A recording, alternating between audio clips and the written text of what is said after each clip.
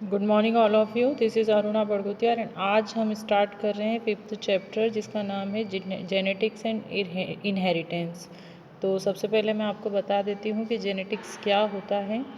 तो the branch of biology that deals with hereditary, specially the mechanism of hereditary transmission and the variation of inherited characteristics among similar और related organism. इसका meaning ये होता है, देखो आप सभी जानते हो कि हमारी जो बॉडी होती है वो डिफरेंट काइंड्स ऑफ सेल्स से मैन्युफैक्चर्ड होती है। मतलब हमारी जो बॉडी होती है वो सेल्स से मिलकर बनी होती है। एंड जितनी भी सेल्स होती हैं उनका एक पर्टिकुलर जेनेटिक मटेरियल होता है जो कि न्यूक्लियस के अंदर इनक्लोज्ड होता है, जिसको हम बोलते हैं डीएनए। डीएनए जो होता है एक तरह से देखा जाए तो एक टैप रिकॉर्डर होता है हमारे कैरेक्टरिस्टिक्स का। अब वो कैरेक्टर्स हमारे चाहे तो फिनोटिपिकल हो सकते हैं या जीनोटिपिकल हो सकते हैं। इट मीन्स आउटर कैरेक्टर्स भी हो सकते हैं और इनर कैरेक्टरिस्टिक्स भी हो सकते हैं। तो जब ऐसे जो कैरेक्टर्स होते हैं या ऐसे हेरिडिटरी मटेरियल्स का अगर हमारे जनरेशन टू जनरेशन अगर ट्रांसमिशन होता है तो ऐसे ट्रांसमिशन को हम बोलते हैं जेनेटिक्स। बट इससे रिलेटेड एक और टॉपिक्स है जो को रिलेट है, जिसको हम बोल रहे हैं वेरिएशंस। तो वेरिएशन इसलिए कनेक्टेड होता है बिकॉज जितने भी कैरेक्टरिस्टिक्स होते हैं वो सेम डायरेक्शन में, ऐसा कहें कि वो फ्लो नहीं होते हैं। कुछ कैरेक्टरिस्टिक्स ऐसे होते हैं जिनमें डिफरेंसेस होते हैं। जैसे फॉर एग्जांपल्स अगर हम अपने पेरेंट्स की बिल्कुल कॉपी नहीं होते हैं, कुछ कैरेक्टरिस्टिक्स ऐसे होते हैं जो हमें डिफरेंट होते हैं। तो ऐसे कैरेक्टरिस्टिक्स जो हमें अपने पेरेंट्स से डिफरेंशिएट करते हैं या कुछ ऐसे कैरेक्टरिस्टिक्स जो हमारे अंदर डिफरेंटली शो होते हैं तो उनको हम बोलते हैं वेरिएशंस। और ये वेरिएशंस बेसिकली डीएनए में ही होते हैं। इनर सेंस में भी हो सकते हैं, आउटर सेंसेस में भी हो सकते हैं। इट मीन्स आउटर कैरेक्टर्स में भी ये वेरिएशंस हो सकते हैं, इनर कैरेक्टर्स में भी ये वेरिएशंस हो सकते हैं। तो अगर हम एक फ्लो में या ऐसा कहें कि हम एक डेफिनेशन के तौर पर अगर देखें तो mechanism of hereditary transmission and variation of inherited characters, अगर ये ट्रांसमिट होते हैं तब हम इसको बोलते हैं जेनेटिक्स।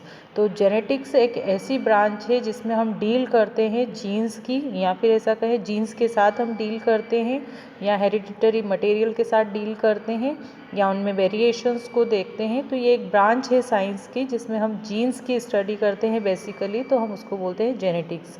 और जेनेटिक्स जो है अगर हम देखें तो आज के समय में मॉडर्न अगर हम देखते हैं तो मॉडर्न जो फादर ऑफ जेनेटिक्स है जिसको हम ग्रेगर जॉन मेंडल कहते हैं, उन्होंने बहुत सारे ऐसे एक्सपेरिमेंट्स किए हैं जिन्होंने लॉ ऑफ इनहेरिटेंस दिए हैं।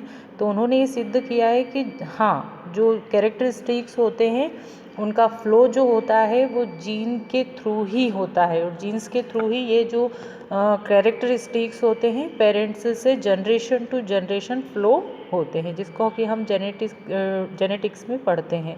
तो इस तरह से जो ट्रांसमिशन होता है जनरली अगर देखा जाए तो ये जो ट्रांसमिशन होता है वो क्यों होता है, इसका बेसिकली क्या रीज़न होता है। तो अगर हम देखें तो जो पेरेंट्स सेपरेट, अगर पेरेंट्स जो होते हैं या हम किसी कपल की बात करें तो जो मेल और फीमेल गैमेट्स होते हैं, मेल फीमेल गैमेट्स में जिसमें हम स्पर्म और ओवम की अगर हम बात करते हैं तो जब इनका फ्यूज़न होता है या फिर ऐसा कहें जब फर्टिलाइजेशन होता है तो हाफ जो क्रोमोसोम्स होते हैं वो मेल गैमेट के होते हैं, देन हाफ जो क्रोमोसोम्स होते हैं वो फीमेल गैमेट से होते हैं। तो जब इनका फ्यूज़न होता है तो जो फर्स्ट सेल अपेयर होती है जिसको हम बोलते हैं जाइगोट। तो जाइगोट जो सेल होती है तो उसमें दोनों के कैरेक्टरिस्टिक्स ट्रांसफ़र होते हैं क्योंकि दोनों के ही क्रोमोसोम्स आए हैं। तो जब इनका ट्रांसमिशन होता है तो ऑब्वियसली जो पेरेंट्स होते हैं उनके कैरेक्टर का ट्रांसमिशन होता है। तो ये जो ट्रांसमिशन होता है ये जनरेशन टू जनरेशन होता है, ये आने वाली जो जनरेशन है उसमें भी दिख जाता है। तो अल्टरनेशन ऑफ जीन्स या अल्टरनेशन ऑफ जेनेटिकल कैरेक्टर्स को ही हम जेनेटिक्स बोलते हैं। तो इसमें अगर हम देखें तो नेक्स्ट जो स्लाइड है उसमें कुछ टर्मिनोलॉजी हम यूज़ करते हैं। टर्मिनोलॉजी क्या होती है, जैसे कि इसमें कुछ टर्मिनोलॉजी जेनेटिक्स में हम यूज़ करते हैं जो बेसिकली हमको बार बार यूज़ करना होगी। जैसे जीन्स, जीन क्या होते हैं, तो जीन अगर देखा जाए तो जो बेसिक यूनिट होते हैं क्रोमोसोम्स के, जो सबसे स्मॉलेस्ट यूनिट जो होते हैं वो जीन्स होते हैं, जिसमें सारी इन्फॉर्मेशन स्टोर्ड होती है कि आगे आने वाले कैरेक्टर कैसे होंगे या क्या होंगे। तो जीन्स का फ्लो ही होता है एक्चुअली। एलाइल्स क्या होते हैं? एलाइल्स जो होते हैं एक्चुअली पेयर ऑफ जीन्स होते हैं जो पेयर में ही ट्रांसमिट होते हैं। न्यूक्लियोटाइड्स क्या होते हैं? न्यूक्लियोटाइड्स जो होते हैं जनरली अगर देखा जाए तो डीएनए या आरएनए जो होते हैं उनमें स्ट्रैंड होते हैं। जैसे डीएनए में डबल स्ट्रैंडेड स्ट्रक्चर होती है, तो जो डीएनए होता है तो डीएनए में न्यूक्लियोटाइड्स की सीक्वेंसेस होती है और इसमें होते हैं न्यूक्लियोसाइड्स। तो इनकी सीक्वेंस होती है पर्टिकुलर, जैसे 10 नंबर्स होती हैं। पर्टिकुलर जो फोल्ड होता है डीएनए का उसमें इनकी नंबर्स 10 तक होती है। देन कोडोन होते हैं, तो कोडोन जो होती है स्पेशल साइट होती है जो आगे मैं आपको प्रोटीन सिंथेसिस में बताऊंगी। जेनेटिक कोड भी होता है। जेनेटिक कोड में जेनेटिक कोड जो होते हैं वो पर्टिकुलर साइट होती है जिसमें इंफॉर्मेशन सेव होती है। तो ये कुछ टर्मिनोलॉजी है जो बेसिकली हम यूज़ करते हैं। और फिर इसके बाद आता है जीन। जीन क्या होता है? तो ये मैं आपको आज बेसिक इसकी कुछ चीज़ें हैं जो बता रही हूँ इस चैप्टर रिलेटेड। जीन्स जो होते हैं वो बायोलॉजिकल यूनिट होते हैं हेरिडिटी की। क्यों होते हैं वो मैं आपको एक्सप्लेन कर देती हूँ।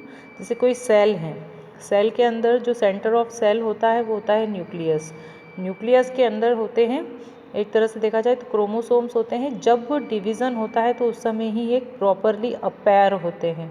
तो ये जो क्रोमोसोम्स होते हैं, क्रोमोसोम एक्चुअली थ्रेड होते हैं डीएनए के, और डीएनए के अंदर सीक्वेंसिंग होती है जीन्स की। तो इस जीन्स होते हैं तो ये जो बेसिकली होते हैं तो डीएनए के बने होते हैं। तो एक तरह से देखा जाए तो ये थ्रेड के फॉर्म में ही होते हैं और इनकी पर्टिकुलर साइट होती है, पर्टिकुलर एरिया होता है जहाँ पर ये प्रेजेंट होते हैं।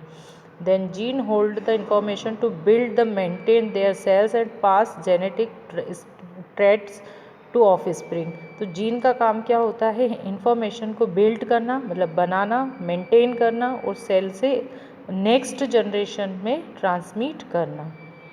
इन cell a gene is portion of DNA. और जीन किसका पोर्शन है? ये डीएनए का ही एक पोर्शन है। और जो जीन्स होते हैं वो क्या करते हैं? इंफॉर्मेशन आरएनए को देते हैं। आरएनए प्रोटीन फॉर्मेशन करता है और फिर सेल स्ट्रक्चर बनाता है और सेल अपनी फंक्शनिंग करती है। तो ये प्रोसेस बहुत लेंथी है, इतनी सिंपल प्रोसेस नहीं है, जो मैं आपको नेक्स्ट वीडियो में या प्रोटीन सिंथेसिस वाली वीडियो में सेंड करूँगी। फिर आते हैं एलाइल्स क्या होते हैं। तो in one member of a pair of series of different form of genes. तो एलाइल्स जो होते हैं पेयर होते हैं, मतलब एक पेयर में अगर जीन्स होते हैं तो हम उसको एलाइल्स बोलते हैं। और ये होमोजाइगस हो सकते हैं और हेटेरोजाइगस भी हो सकते हैं। होमोजाइगस का मतलब ये होता है कि जब ये आइडेंटिकल होते हैं, मतलब सेम एलाइल्स अगर होंगे तो उसको होमोजाइगस बोलेंगे। और हेटेरोजाइगस जो होता है, जो डिफरेंट एलाइल्स होते हैं ऑफ द जीन्स, उसको हम बोलते हैं हेटेरोजाइगस। जैसे ये इसमें दिख रहे हैं, जैसे एडल्ट में 2 क्रोमोसोम्स के दिख रहे हैं, ये इधर भी दिख रहे हैं। तो ये तो मैं आपको बता दूंगी कि ये कब होता है ऐसा। क्रोमोसोम्स देख लेते हैं हम। क्रोमोसोम्स क्या होते हैं?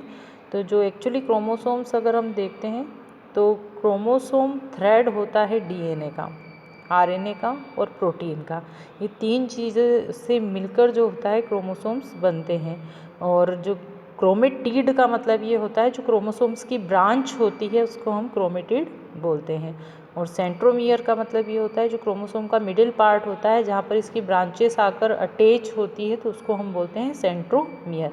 और total number of chromosomes in human beings में अगर हम देखें तो इन पेयर्स में होती है 23 पेयर्स, जिसमें 22 पेयर्स ऑटोसोम्स होते हैं और 1 पेयर्स जो होते हैं वो सेक्स क्रोमोसोम्स होते हैं। तो टोटल नंबर्स तो होती हैं पेयर्स में 23, और नंबर्स अगर हम देखें तो 46 होती है। देन होते हैं न्यूक्लियोटाइड्स। क्या होते हैं?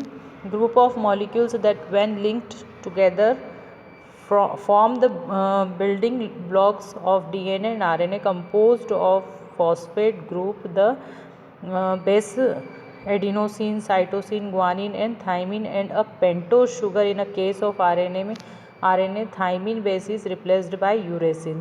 तो अगर न्यूक्लियोटाइड्स जो होते हैं, अगर हम सीक्वेंसिंग देखें डीएनए की, अगर हम बात करें तो डीएनए में 4 टाइप के न्यूक्लियोटाइड्स होते हैं, जैसे एडेनिन, थाइमिन, ग्वानिन और साइटोसिन बोलते हैं। पर अगर आरएनए होता है तो आरएनए में थाइमिन की जगह पर यूरेसिल होता है। कोडोन क्या होते हैं? Series of 3 adjacent bases in 1 polynucleotide chain of DNA RNA में।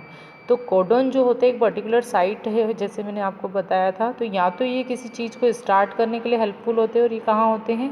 न्यूक्लियोटाइड की चेन डीएनए या आरएनए में होते हैं। जैसे मान लो UUA करके या AUG करके, इस तरह से कुछ कोडोन्स होते हैं। और फिर genetic code, a sequence of nucleotide in a DNA और RNA molecule that determines the amino acid sequence in the synthesis of protein. तो जेनेटिक कोड भी एक पर्टिकुलर एरिया होता है, जो इन्फॉर्मेशन होती है जितनी भी डीएनए की, वो जेनेटिक कोड के थ्रू ही ट्रांसफ़र होती है। तो एमिनो एसिड का सीक्वेंस होता है इसके अंदर। और फिर आती है कोजेनाइटल डिसीजेज। ऐसी डिसीजेज़ जो बर्थ के समय में प्रेजेंट होती है उसको कोजेनाइटल डिसीजेज़ बोलते हैं। जो पेरेंट्स से ट्रांसफ़र हो जाए उसको भी कोजेनाइटल डिसीजेज़ बोलते हैं। हेरिडिटरी क्या होती है? Disease which are derived from one's parents and transmit in the gametes through the generation. तो एक्चुअली क्या होती है? हेरिडिटरी मतलब एक फैमिलियल डिसीज़ भी होती है जो फैमिली से ट्रांसफ़र होती है। मतलब कि जैसे वो शुगर भी हो सकती है, या डायबिटीज़ हम जिसको बोलते हैं, थायराइड भी हो सकती है, या कैंसर भी हो सकता है, जो एक तरह से डिसीज़ ये ट्रांसफ़र हो सकती है फैमिली टू जनरेशन। देन आते हैं म्यूटेशन। तो जो म्यूटेशन है वो मैं आपको एक डेफिनेशन के तौर पर बता देती हूँ। Permanent changes in the DNA those that affect germ cells are transmitted to the progeny. Mutation in a somatic cells are not transferred to the progeny but are important in the causation of cancer and some congenital diseases. Actually mutation का अगर meaning हम देखें तो जो DNA होता है, जो हमारा बेसिक जेनेटिक मटेरियल होता है, उसमें अगर जीन्स के पैटर्न में अगर चेंज हो जाता है, और ये चेंज जो होता है अगर परमानेंटली बना रहता है। अब यहाँ बात की जा रही है जर्म सेल्स की। तो जर्म सेल्स में अगर ये चेंजेस होते हैं, या जर्म सेल के डीएनए में अगर किसी प्रकार के चेंजेस अगर हो जाते हैं, तो ये जो चेंजेस होते हैं वो नेक्स्ट जनरेशन में ट्रांसमिट हो जाते हैं। जैसे कैंसर, अगर मान लीजिए किसी पेरेंट्स को कैंसर हुआ है और उसके पहले कभी नहीं हुआ है, तो उनमें ये जो चेंज हुआ है वो क्यों हुआ है? किसी न किसी डिफेक्ट के कारण हुआ है। या तो वो रेडिएशन के इफेक्ट से हो सकता है, या नेचर के कारण भी हो सकता है, नेचुरल कोई हो सकता है, कोई किसी रीज़न से हो सकता है, तो या किसी केमिकल के कांटेक्ट में आने से भी हो सकता है। तो ये जो हो गया एक परमानेंट चेंज हो गया, जो आगे भी ट्रांसमिट हो सकता है। वैसे ही कुछ कोजेनाइटल डिसीजेज़ भी हैं जो परमानेंटली ट्रांसमिट हो सकती है। इसके कॉजेज़ क्या होते हैं? इसके कॉजेज़ या इसके रीज़न्स जो होते हैं वो होते हैं केमिकल्स, जैसे केमिकल के कांटेक्ट में आने से, नाइट्रस एसिड के कांटेक्ट में आने से, एल्केलाइटिंग जो एजेंट्स होते हैं उनके कांटेक्ट में आने से भी हो सकता है, और एंटीवायरल जो ड्रग्स ली जाती है उनके कारण भी हो सकता है। तो बहुत सारे, या टोबैको स्मोक वगैरह के कारण भी ये म्यूटेशंस हो सकते हैं। एक्स-रेज के कारण, अल्ट्रावायलेट रेज के कारण, या किसी वायरस या बैक्टीरियल वायरस के कारण भी। जनरली वायरस के कारण बहुत ज़्यादा होता है ये, और सबसे ज़्यादा होता है स्मोक के कारण। टाइप्स ऑफ म्यूटेशन, तो ये मैं आपको बेसिक चीज़ें मैंने आपको बता दी हैं कि बेसिकली जो होता है जेनेटिक्स में हम क्या क्या चीज़ें यूज़ करेंगे। अब जेनेटिक्स में हम कौन कौन से ऐसे की पॉइंट्स हैं जिनका हम यूज़ करेंगे, वो मैंने आपको बता दिया है। तो नेक्स्ट वीडियो से मैं आपको जेनेटिक्स के एक्सप्लेन करूँगी थ्योरी। Thank you.